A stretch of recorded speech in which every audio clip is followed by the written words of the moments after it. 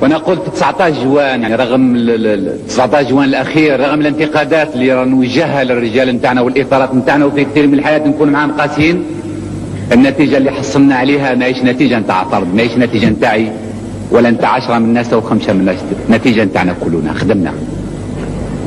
خدمنا على كل حال وحصلنا على نتائج وعمرنا ولا كنا راضيين، ودائما لما نتلاقاو باش ننتقد بعض وباش ننتقد الوضعيه نتاعنا، لان نريد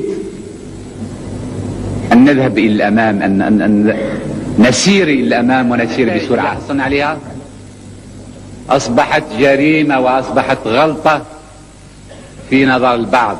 نعمل لك ايه يا اخويا اذا كان انت كنت اخترت طريقه؟